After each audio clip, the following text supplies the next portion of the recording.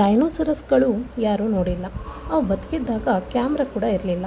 ಹಾಗಾದರೆ ಡೈನೋಸರಸ್ ಎಷ್ಟು ದೊಡ್ಡದಾಗಿತ್ತು, ಏನು ತಿಂತಿತ್ತು, ಅದ್ರ ವೇಗ ಆದರೂ ಎಷ್ಟು, ಇವೆಲ್ಲ ವಿಜ್ಞಾನಿಗಳಿಗೆ ಹೇಗೆ ಗೊತ್ತಾಯಿತು?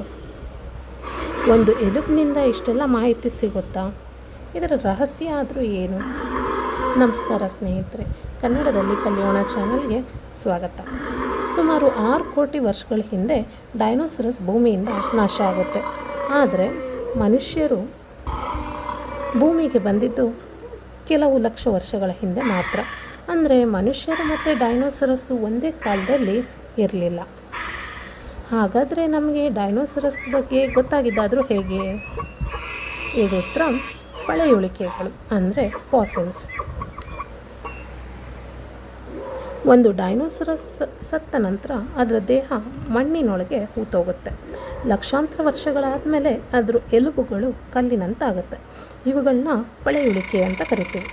ವಿಜ್ಞಾನಿಗಳು ಈ ಪಳೆಯುಳಿಕೆನ ಅಗೆದು ಅಧ್ಯಯನ ಮಾಡ್ತಾರೆ. ಎಲುಬುಗಳನ್ನ ಜೋಡಿಸಿ ಡೈನೋಸರಸ್ನ ಸಂಪೂರ್ಣ ಅಸ್ಥಿಪಂಜರವನ್ನು ತಯಾರಿಸ್ತಾರೆ. ಇದರಿಂದ ಅದರ ಎತ್ತರ ಮತ್ತು ಉದ್ದವನ್ನು ಅಂದಾಜು ಮಾಡ್ತಾರೆ. ಕಾಲಿನ ಎಲುಬುಗಳ ಗಾತ್ರ ಮತ್ತು ದಪ್ಪವನ್ನು ನೋಡಿ ಅದರ ತೂಕವನ್ನು ಲೆಕ್ಕ ಹಾಕ್ತಾರೆ.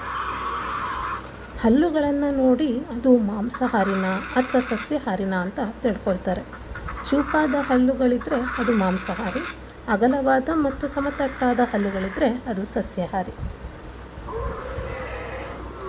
ಇನ್ನು ಇವು ಹೇಗೆ ನಡೆಯುತ್ತೆ, ಇದನ್ನು ಹೇಗೆ ಕಂಡುಹಿಡಿದ್ರು ಅಂತ ಅಂದರೆ, ಕೆಲವು ಕಡೆಗಳಲ್ಲಿ ಡೈನೋಸರಸ್ಗಳ ಹೆಜ್ಜೆ ಗುರುತು ಕಲ್ಲಿನಲ್ಲಿ ಉಳಿದುಕೊಂಡಿದೆ.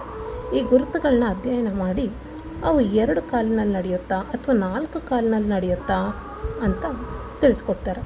ಹೆಜ್ಜೆಗಳ ನಡುವಿನ ಅಂತರ ಅಳೆದು ಅವುಗಳ ಓಟದ ವೇಗವನ್ನು ಅಂದಾಜು ಮಾಡ್ತಾರೆ. ಇನ್ನೊಂದು ಆಶ್ಚರ್ಯಕರ ಸಂಗತಿ ಏನಂದರೆ, ಇಂದಿನ ಪಕ್ಷಿಗಳು ಡೈನೋಸರಸ್ಗಳ ವಂಶಸ್ಥರು ಅಂತ ಅನೇಕ ವಿಜ್ಞಾನಿಗಳು ನಂಬ್ತಾರೆ.